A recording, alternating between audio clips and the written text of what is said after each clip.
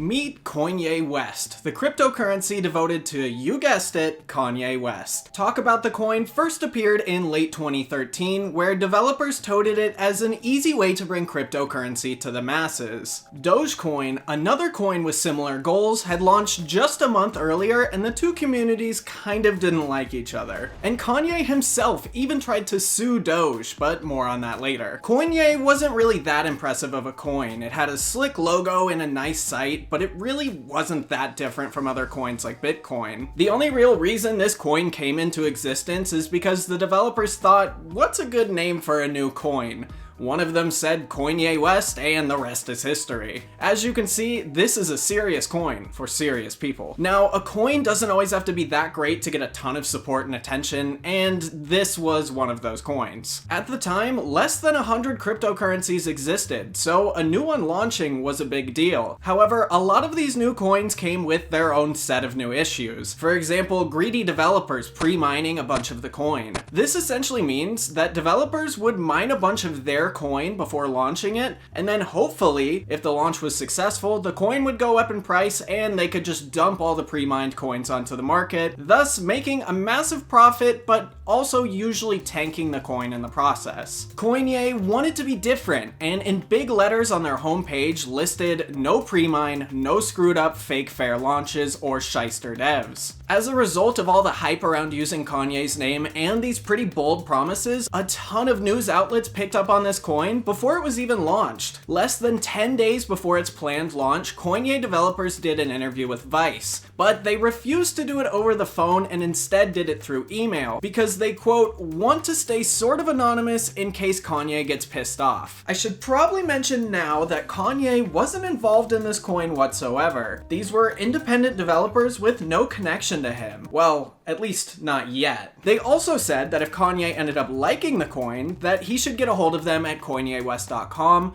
where they would give him 100,000 free Coinye West coins. Kanye got a hold of them, but maybe not in the way they wanted. Just 5 days before the coin's launch, the team received a cease and desist letter from Kanye's lawyer. Now, what most people would have done, and maybe should have done, is just stop right there and quit, but not the Coinye development team. First, they decided to change the coin's name from Coinye West to just Koinye. Then, they moved the coin's website to a host in India and pushed the coin's release date up by a few days so they could release it before getting stopped legally. They weren't done yet, and they decided to go nuclear. They changed the coin's icon to what the developers call a gay fish. I should probably explain. Back in 2009, South Park aired an episode where they made fun of Kanye for his inability to ever take a joke. The main joke of the episode was that if you like to eat fish sticks, you're a gay fish. In that episode, the joke became so popular that everyone in the world loved it, but Kanye just didn't get it.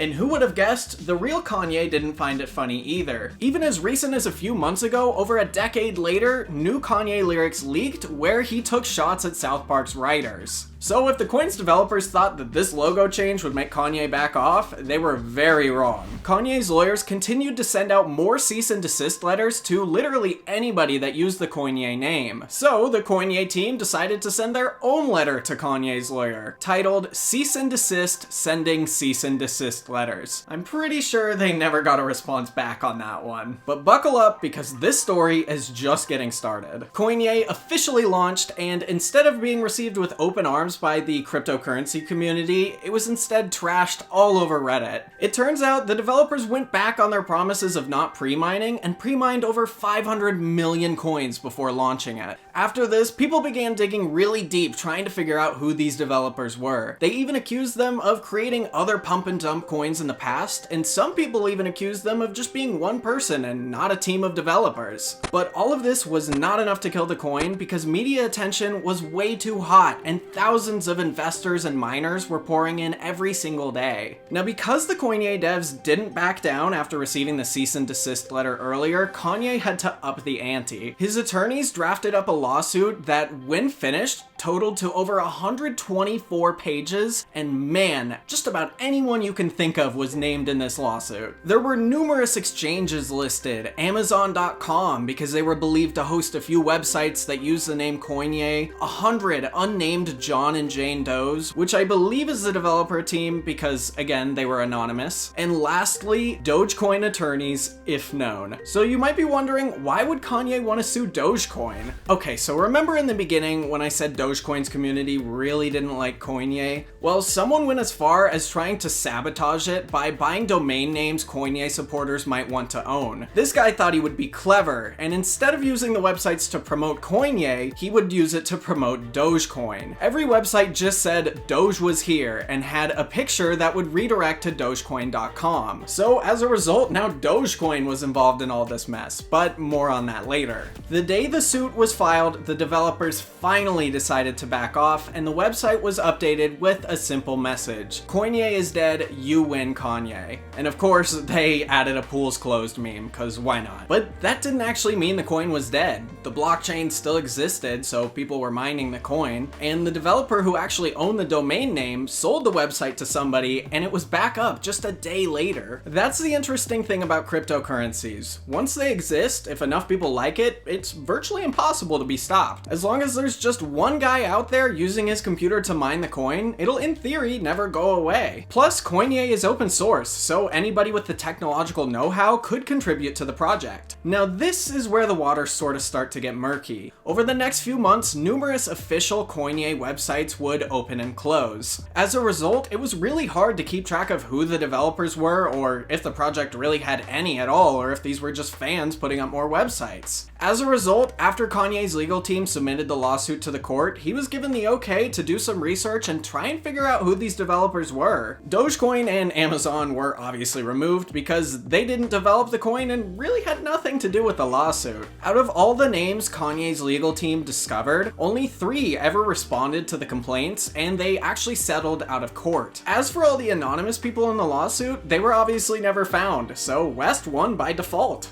After this, media articles everywhere shouted from the rooftops about how Koinye was dead and never coming back. But like I said earlier, with a cryptocurrency, you can never truly kill it. So where is Koinye today? There's still a few websites and forums devoted to Koinye, but they're not very active. Even so, there's still people mining the coin. In fact, as I write this script, there's a total of 13 people mining Koinye, which in the cryptocurrency world is pretty small, but for a coin that's supposedly been dead for almost a decade now, that's not too bad. So you might be wondering, what's the point in mining Koinye today? Well, there isn't really one, because exchanges won't touch it with a 10-foot pole for legal reasons, so there's realistically no way to buy and sell it. Sure, there's still people mining it and collecting it, but with so few people that would actually use it as real money, chances are it has no value whatsoever. Maybe if Kanye never got involved, we'd all be trading Koinye today instead of Doge, but I guess the world will never know. Back in the 1920s, we almost got a new currency invented by Henry Ford that shares quite a few similarities with Bitcoin. If that sounds interesting to you, check that video out on screen right now.